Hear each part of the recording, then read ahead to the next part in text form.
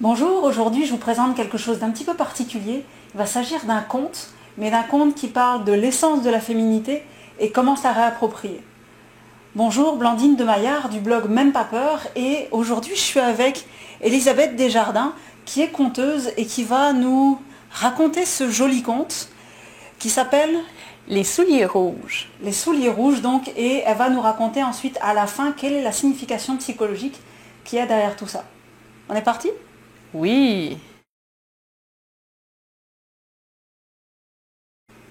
Alors, c'était l'histoire d'une petite fille. Et cette petite fille-là, elle avait rien. Elle avait pas d'argent. Elle avait pas de parents. Elle avait pas d'amis. Elle avait pas de maison. Elle avait rien. Puis comme ça, elle habitait toute seule dans la rue.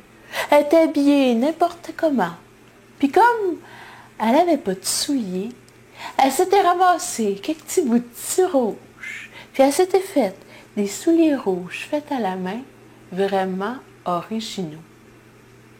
Et cette petite fille-là était heureuse parce qu'elle pouvait faire ce qu'elle voulait, quand qu'elle voulait. Mais à l'opposé d'elle, dans le même village, il y avait une vieille madame.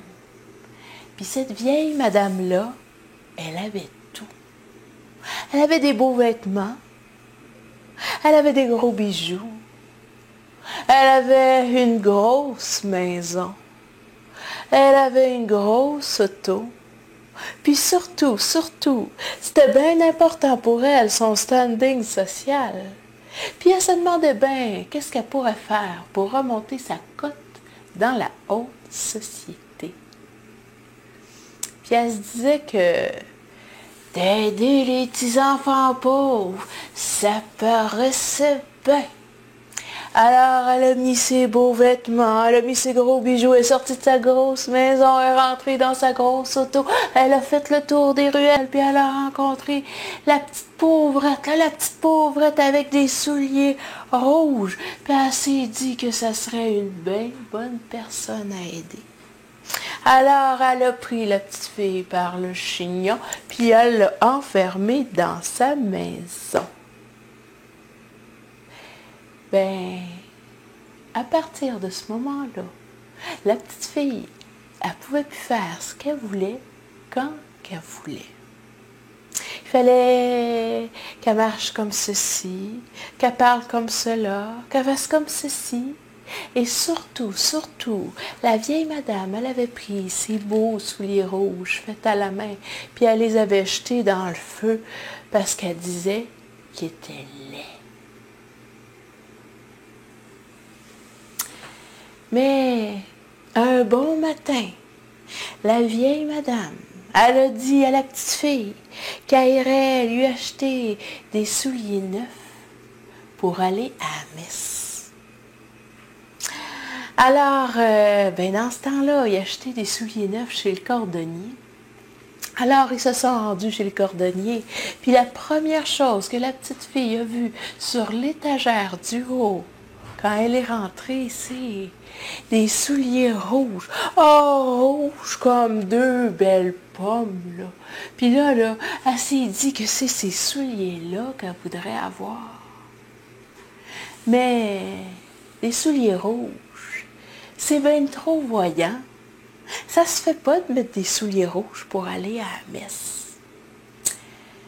Mais comme la vieille madame était vieille, puis elle avait des problèmes de vision, la petite fille a réussi à faire passer les souliers rouges. La vieille madame a payé, puis le dimanche suivant, la petite fille est rentrée dans l'église avec ses souliers rouges, rouges comme deux beaux cœurs battants, là. Puis là, tous les regards des approbateurs se sont rivés sur ses souliers.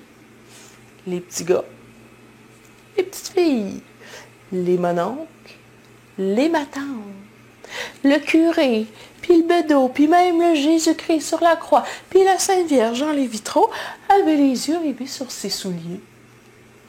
Mais la petite fille, elle, ça lui dérangeait pas. Elle était tellement contente, puis elle était tellement fière d'avoir des beaux souliers rouges qu'elle en a oublié d'aller communier. Puis elle est sortie comme ça de l'église.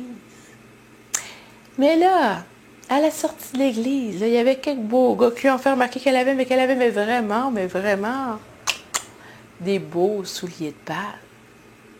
Alors, pour leur montrer de quoi qu'elle était capable, elle s'est mise à danser la valse, puis la salsa, puis la tarentelle, puis la gigue.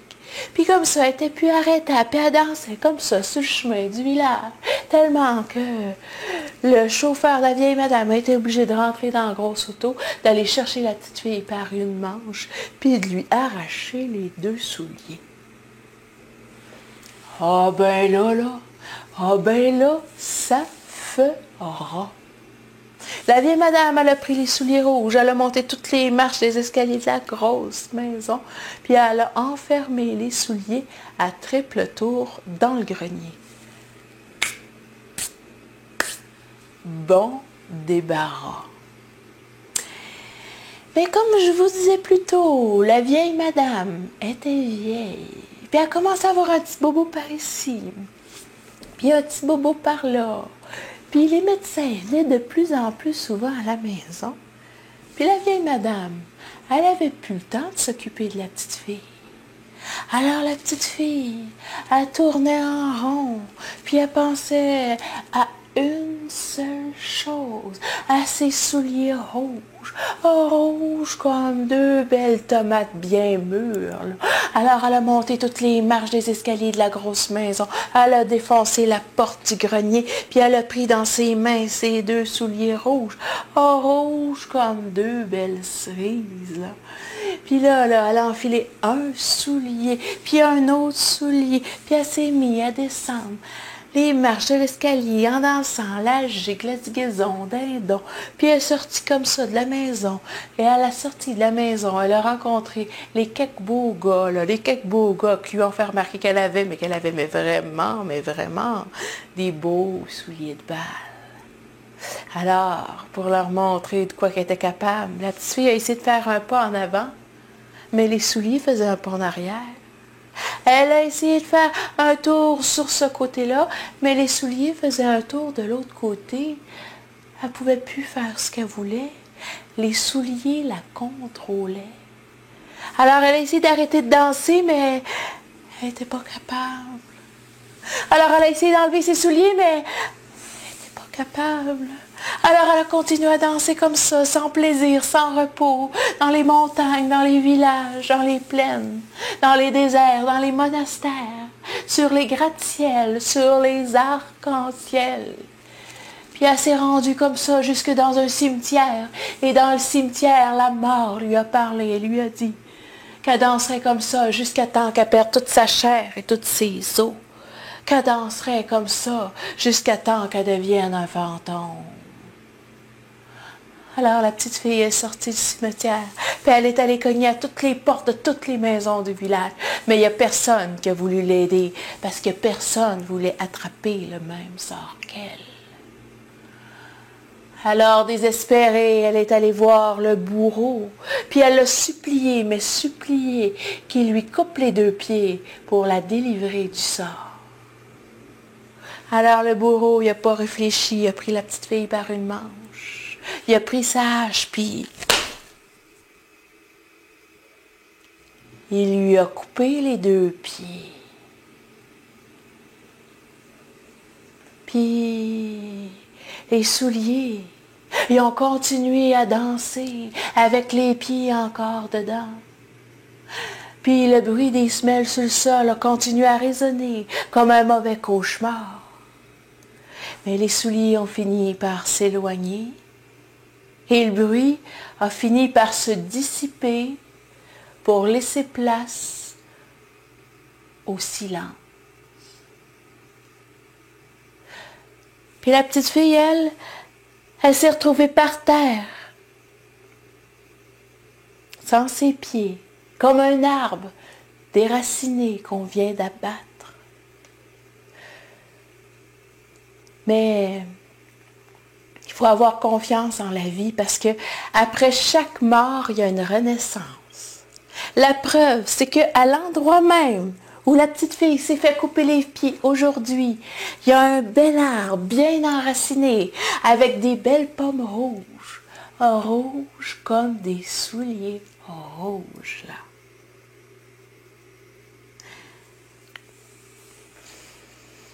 Alors, c'était le conte des souliers rouges. Si moi, je trouve si important de le raconter aux femmes, c'est que pour moi, ce conte-là, ça symbolise, tout d'abord, au début de l'histoire, les souliers rouges qui sont faits à la main. Les souliers rouges faits à la main, c'est tous les dons, c'est toutes les intuitions, c'est tout le côté sauvage et bien particulier de cette petite fille-là, de cette femme-là en devenir. C'est cette vie-là qui est faite à la main, qui est propre à elle. Puis quand la vieille femme arrive, puis lui enlève ses souliers rouges faits à la main, c'est comme si elle lui enlevait ces dons-là, cette intuition-là, cette force-là qu'on a les femmes. Cette force-là féminine essentielle. Puis là, elle lui donne des souliers rouges vernis, préfabriqués, qui sortent sûrement d'une usine à souliers, d'un cordonnier. Puis c'est là qu'elle se fait couper de ses dons. Puis quand on se fait couper de ses dons puis de ses intuitions, on perd notre force. Les femmes, dans ce temps-là, se fragilisent. On nous impose un stéréotype, ces souliers-là, tout beaux, tout préfabriqués, tout vernis. Dans la société, on nous impose un stéréotype. Puis c'est comme ça que les femmes perdent leur force, perdent leur intuition, puis vont avoir tendance à tomber dans des